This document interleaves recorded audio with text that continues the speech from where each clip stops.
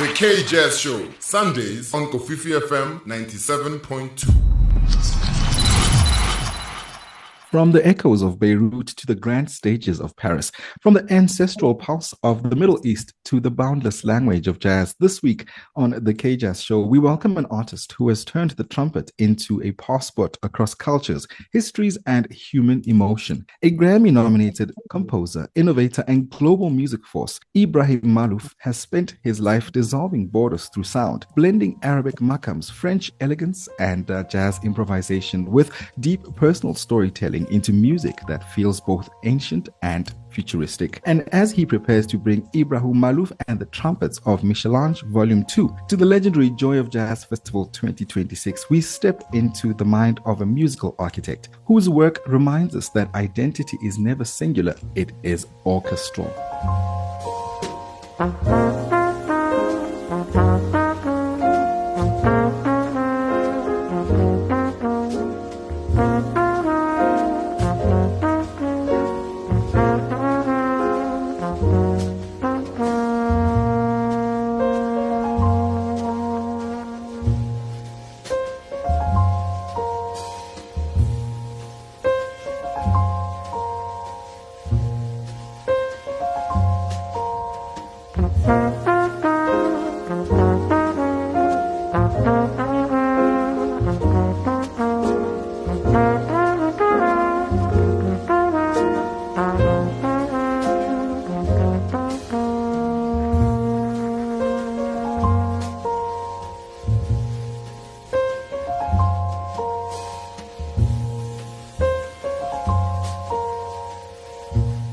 Ibrahim, welcome to the K-Jazz Show.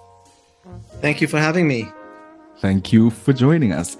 I want us to start, in the beginning with some history to formally introduce you to our listeners.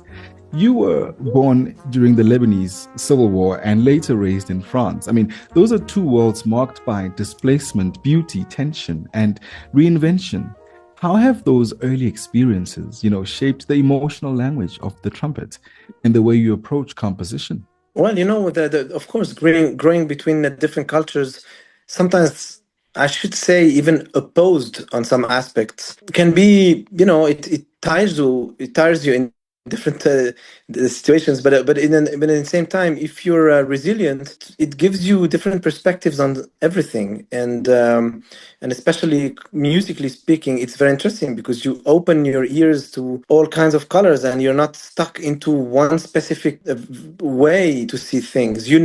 Like I can give you a very simple example. In Western music, a major scale, like a regular major scale, is seen as happy music, and minor is seen as sad, right? In the Middle Eastern music, it's almost completely the opposite. A minor is a melody you can dance on, you can have fun on, and a party on. And major is basically used when you want to go really deep into the drama. You see, so having these two different ways to see the world, it opens your eyes on the fact that we don't see things exactly the same way, and that's okay. And you have to deal with this. And people don't see things in the same way, and it's not a big deal. You just have to understand the differences. And I think your music, moves so naturally, between the Arab traditions, the jazz improv, Ibrahim, classical precision, African rhythm, and contemporary groove. At what point did you stop hearing the genres as separate worlds, and started treating them as one continuous conversation? I don't even remember any moment where it wasn't like this. My music, even when I was a kid, I used to compose a lot of music. I used to spend my days and even my nights just creating music without even knowing what was jazz, what was classical, what was Arab, what was African, because Arab music is very much about African influences, and there's so many things that are rooted in Africa, and everything like Western music, Asian music. I didn't really care what's the label of it. I was just feeling it. I was hearing it in me, in my soul, in my heart. Yeah. I was playing it without even knowing what it meant. It was just a language to me that was blending everything that I feel makes me happy, you know. And my music has always been about a dialogue between all those cultures, you know, and mixing messages, emotions, technique sometimes, because it's also interesting to mix virtuosity and things like this into and yeah, and it was just fun. I used to compose music, and I still do this the way you play video games. I'm just having fun saying what is my message through my music without limiting myself to any kind of language, any kind of label, any kind of style. And I've always refused to be labeled anything. And it's evident, as I was getting ready for this conversation, I went through, a couple of research notes, and there's a reflection online about how, your musical styles have changed over the years. And I think that answers that. You never boxed into one specific genre. You were always just Ibrahim Maalouf. Yeah. And you know what is really good is that with time, and I've been touring for 20 years now, or a bit over than 20 years.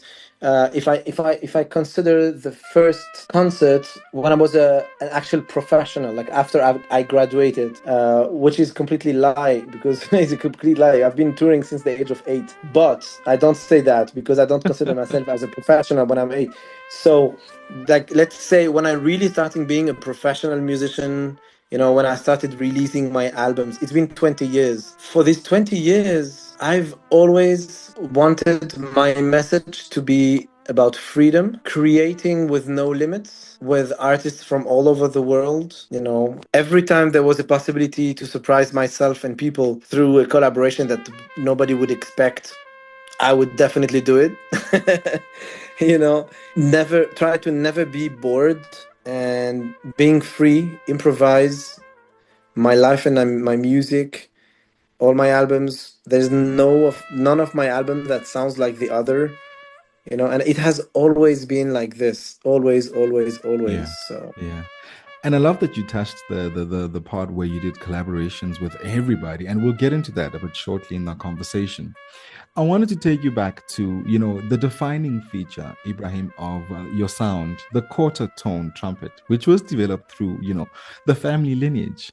It's an instrument capable of expressing nuances of Arabic makram, of course, with contemporary music. Let's talk about this instrument and what it allows you to do, that the conventional trumpet doesn't. It's very simple. A quarter tone trumpet allows you to play everything, when a regular trumpet allows you to play just a very limited, very, very limited amount of music. Even though trumpet is extremely rich, musically speaking, we've heard amazing trumpeters from all over the world. And of course, Hugh Masekela and many people have developed trumpet in a crazy imagination and amazing ways. But the quarter tone trumpet is magic because it allows you to play. My father, when he invented this in the 60s, he was really thinking only about the Arab world and the Arab culture and the makams and all this. But the thing is that I came after him thinking, okay, it's very interesting to play the Arab modes, but why would I limit this to, quarter tones are in every traditional music in the world. Celtic music, Gagaku Japanese traditional music, African music, Asian music, South American music, blues, everywhere there are quarter tones, and when you see now people like Jacob Collier and people like this who are developing all this new perspective on what the quarter tone can be also in avant-garde, the jazz and avant-garde music. Yeah. The door that quarter tone music opens to the world and to the music is huge. It's like internet. It's like bringing internet to music. It's like bringing digital music to music. It's like Suno. It's like something completely new, but it's organic. Yeah, absolutely. It's organic. It's not digital. It's not electricity. It's just something that is really physical, and that we lost in popular music and in mainstream music. We lost the quarter tones. We kind of simplified everything so that it becomes mainstream. We brought everything to a very specific format so that everybody is able to understand, so that people who are not very much educated to music can understand. But hey, man, there is a huge world that is right behind this, and that is very easy to understand. You don't have to be so well educated, you have to be a little bit more educated. Yeah, and your ear has to be just a little bit more educated. But come on, let's do that, right? Yeah. So I started this journey with my father, but I tried to open it so that people understand that it's not only about Arab culture or Arab maqams. It's much more. It's way more than this. And yeah. Yeah.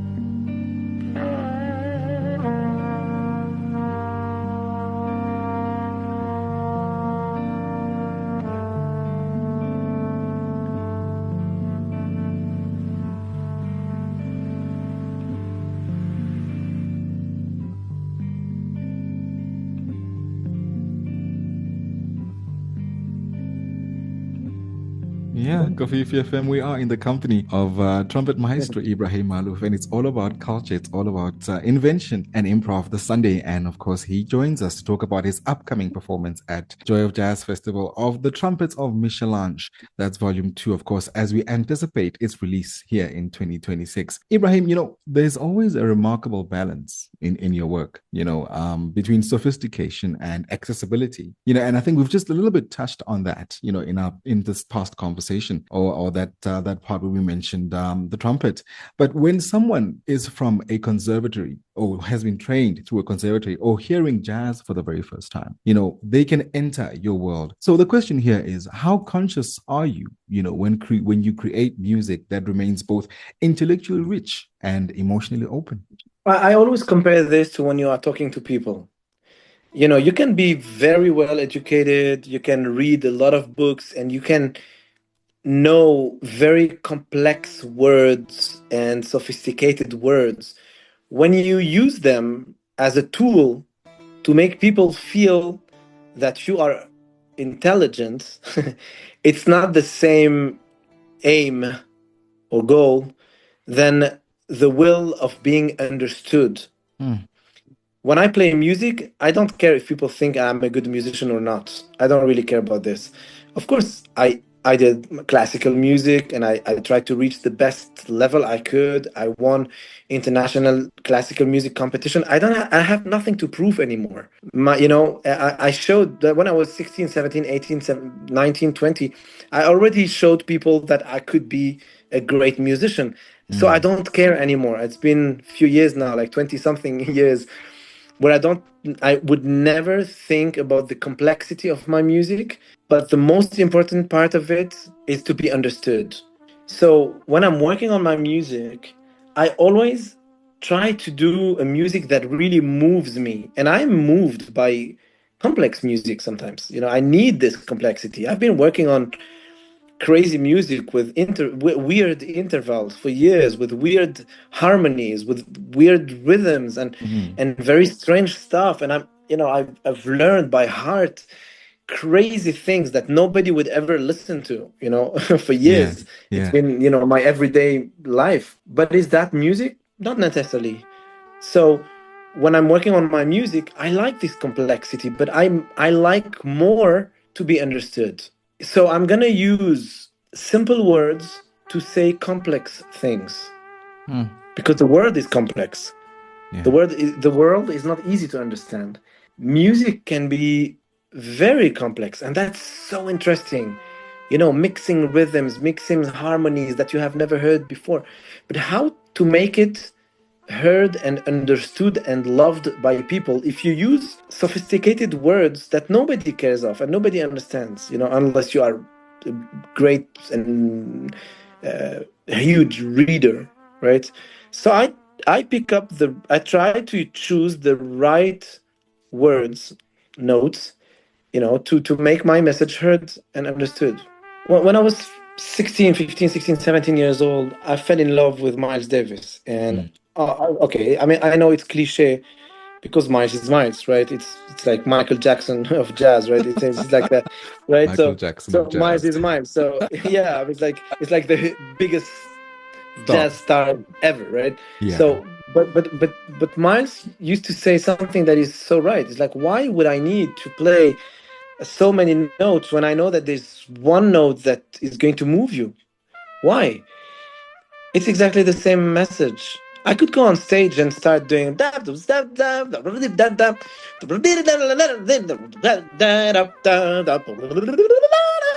do that, but are you going to be moved by this? I did this when I was 15, 16, 17. I used to play the Brandenburg of Bach, concerto, which is one of the hardest concerto. I wasn't even 15.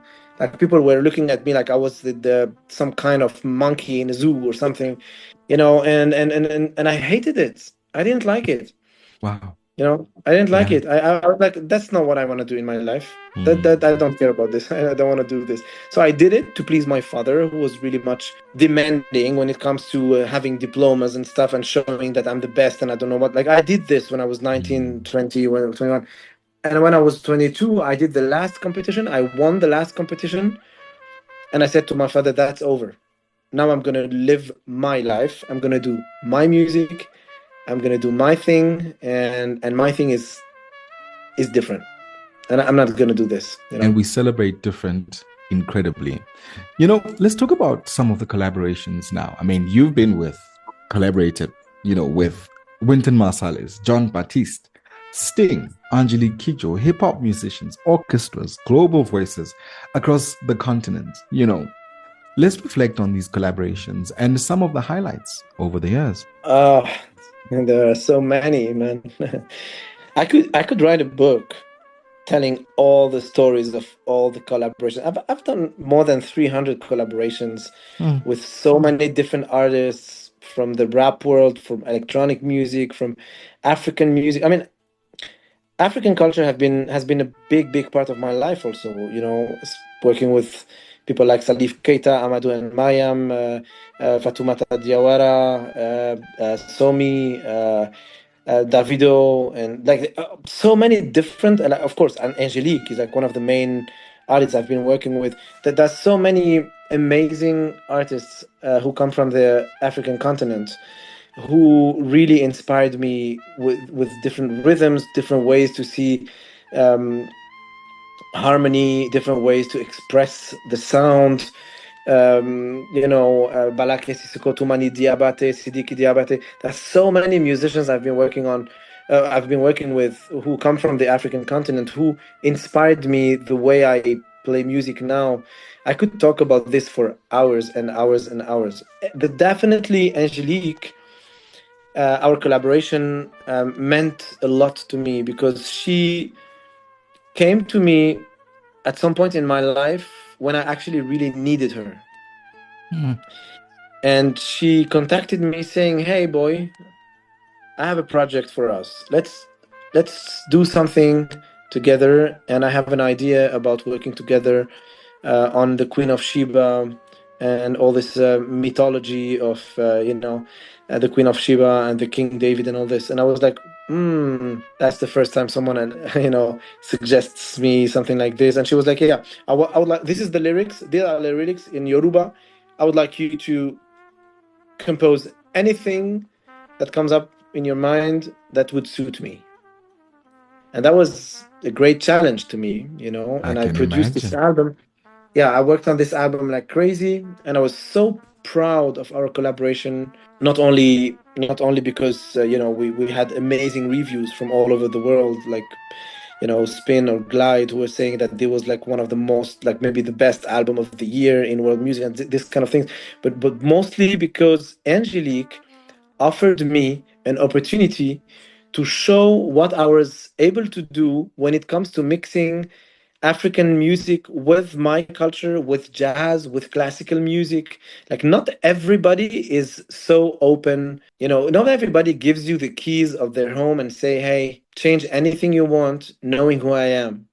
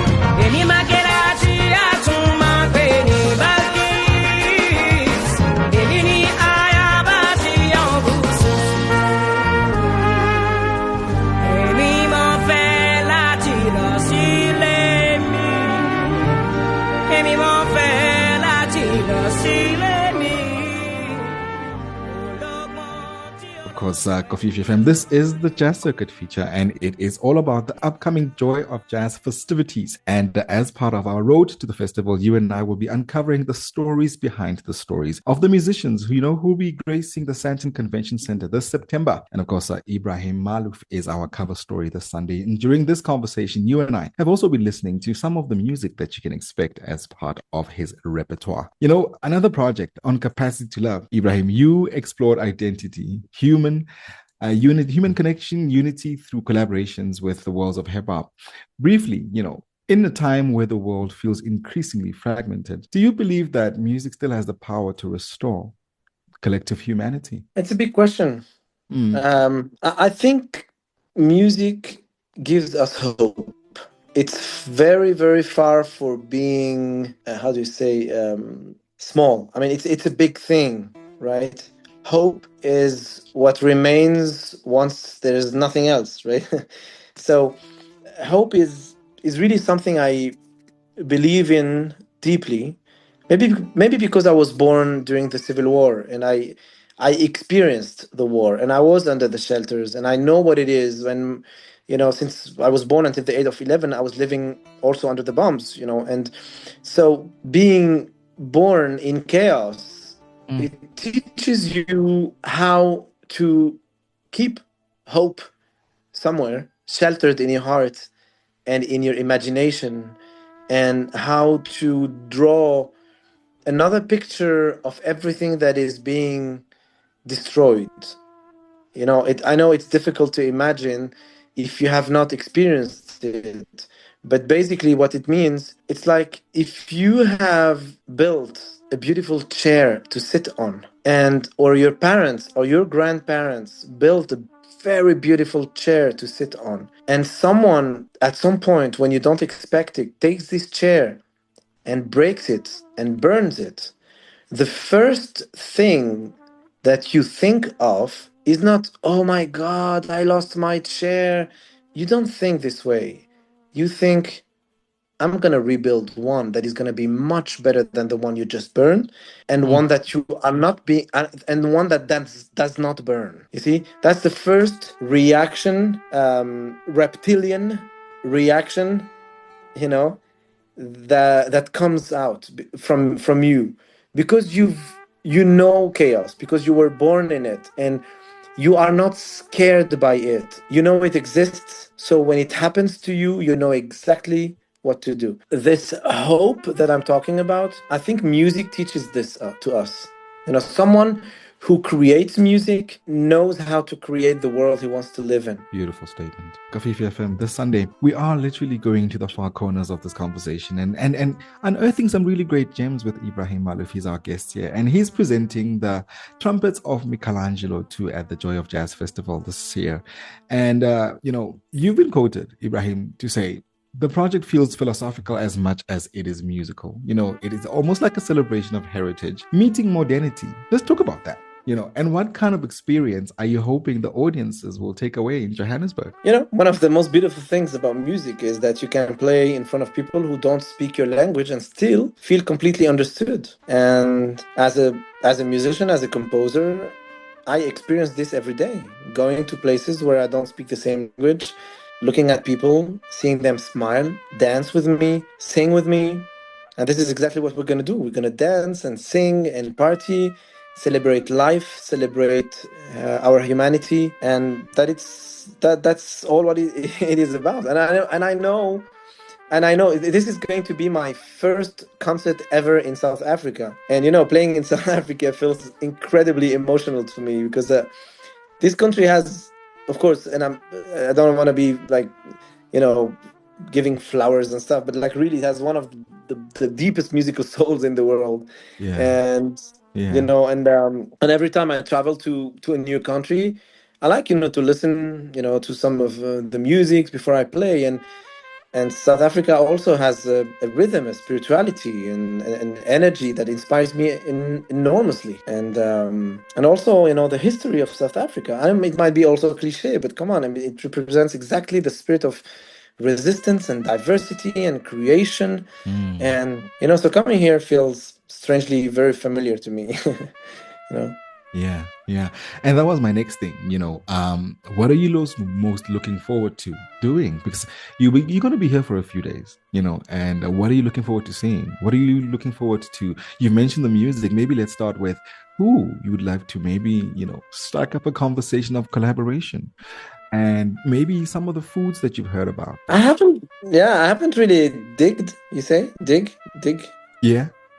Yeah, I haven't really digged about. Like everybody, I know about, of course, Miriam Makeba, Yves Maxikela, like the music of today, like Black Coffee. I don't know what. Like I know those things, but I wouldn't. Mostly, I would love to just spend some time with people like you and like other people.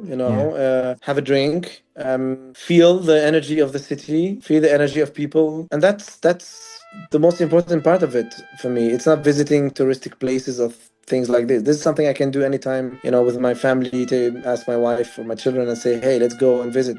But now for a musical journey, especially for the joy of jazz and all this beautiful energy of jazz, I would say just hanging around with people, nice people, talking about music, but also talking about us as humans, and hang out. And this is what I expect, like just having some good time. I'm glad to introduce my team and my musicians to the South African culture and people. Yeah. I have the chance to play with amazing musicians. I mean, all the musicians who are with me are like, some of them are crazy musicians. Yeah, you might be even more interested in them than in me if you meet them and if you listen to them. Okay. Yeah, I have a great team of musicians, and also the message of my music is like a big wedding. It's a big wedding party, so we're gonna have fun just marrying all together that night. Oh, man. Yeah. I look forward to all of it. And of course, South African audiences have always embraced music that carries both spirit and resistance. And this has been part of our conversation, in the past half hour, from jazz to indigenous folk traditions and beyond. And as you prepare for the festival now, what are you mostly looking forward to experiencing? I think the kind of energy that you hope the audience exchange with you. Having read reviews, and some of my colleagues in the industry have seen you live in different festivals all over the world, and it's always the energy. What can the audience kind of prepare themselves for? Well, I think South African audiences understand that better than anyone else. It's freedom, freedom is everywhere in what I do, and it feels to me that bringing on musical heritage and also come, of course, with I hope humility and curiosity and respect will make people understand my message. Yeah. And this message of freedom, I guess. And yeah, I mean, my experience, like my favorite part of thinking, I mean, when I think about playing in this festival in Joy of Jazz, knowing that there are going to be people who love jazz, maybe people who love different kind of jazz, but jazz is a big word and it's a big world. It's like so many things, I might expect, I mean, I'm hoping that people will understand my jazz, when I talk about freedom, about mixity, about mixing different kinds of cultures all together into something that is so free, it feels to me that to be honest with you, I felt this. I'm feeling the same thing I felt 20 years ago when I played for the first time in Istanbul. There is something about the mixing of culture, the culture of freedom, history of things, the understanding of cultures and roots, the importance of keeping your roots alive and your origins alive, but also mix them with the new world and with avant-garde culture, and all these things together. And it reminds me also Beirut, the city where I was born. It is also very much about being in the same time very respectful to history and to our ancestors and to our musics, never disappoint our roots, but also be very much into what's today. So what I'm expecting is a very well understanding of this. This is what it feels to me. I might be wrong, but this is what I'm expecting. Well, you've kind of summed it up, because I mean, very receptive, very interesting, and very interested is what you can look forward to, And I guess let's leave it here. for this Sunday, and thank you so much for joining us. I think this has been a wonderful conversation. It's been more than a conversation about jazz. It's been a meditation, Ibrahim, on identity, migration, innovation, and the courage to transform tradition into tomorrow. And of course, from Beirut to Paris, from Markham to Swim, from memory to revolution, Ibrahim Maalouf continues to remind the world that the music is at its most powerful when it refuses the borders. And Kofifi FM, this is your call to action. Visit www.joyofjazz.co.za and book yourself a seat to witness 2 days of exceptional music brought to you by Johannesburg's favorite festival. Ibrahim, once again, thank you so much for your sharing spirit, your story, and your sound with us here on the KJazz Show. Thank you so much for having me. Thank you, Ngwako, and I hope to see you soon. Absolutely, you will. And we look forward to witnessing the Trumpets of Michel-Ange, Volume 2, come alive at the Joy of Jazz Festival 2026. Of course, he is the Grammy-nominated composer, innovator, and global music force, Ibrahim Maalouf. And of course, he was on the KJazz Show.